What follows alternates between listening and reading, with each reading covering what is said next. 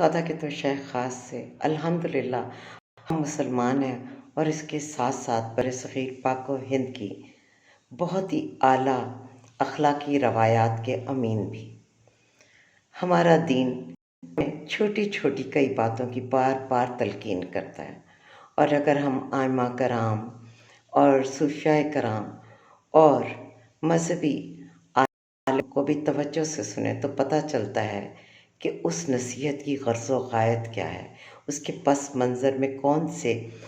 معاشرے کی ترقی کے پہلو پوشیدہ ہیں۔ مثلا ہمیں کہا جاتا ہے کہ لوگوں کی ٹوہ نہ لو۔ تجسس کو بری بات سمجھا گیا ہے۔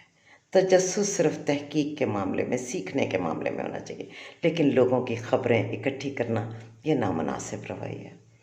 اور لوگ آپ کی جب یہ عادت بار بار دیکھتے ہیں تو آپ کی عزت کے ساتھ ساتھ آپ کا اعتماد اور آپ کا اعتبار بھی لوگوں کی نظروں میں کم ہو جاتا ہے۔ مجھے اپنے طویل کریئر میں دو ایسی خواتین یاد ہیں کہ میرے پہلے باضابطہ ادارے میں ایک خاتون کا نام بی بی سی رکھ دیا تھا، اور پھر ایک اور خاتون میرے آخری ورک پلیس پر جہاں پر میں پرماننٹ فیکلٹی تھی، وہاں پر ان کو سب کہتے تھے ایکسپریس نیوز، ہر خبر پر نظر۔ اسی طریقے سے اگر کچھ لوگوں میں یہ عادت ہے کہ وہ لوگوں کو صرف تب فون کرتے ہیں جب انہیں کوئی کام ہو اور انہیں کوئی خبر لینی ہو۔ اگر آپ اپنے کام کی غرض سے فون کرتے ہیں تو کوئی مذائقہ نہیں کہ آپ دوسرے کو اس قابل سمجھتے ہیں کہ وہ ہیلپ فل ہے،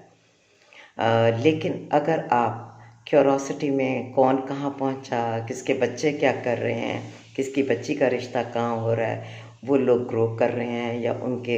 ساتھ کوئی اور مسئلہ ہے، تو ہم خبر لیں اور پھر اس خبر کو پورے شہر میں یا ملکوں میں پھیلا دیں، تو اس چیز کو ہمیں بچنا ہے۔ ہمارے دین نے تجسس سے، ٹو سے منع کیا ہے۔ ویسے تو یہ وجہ ہی کافی ہے کہ دین نے منع کر دیا،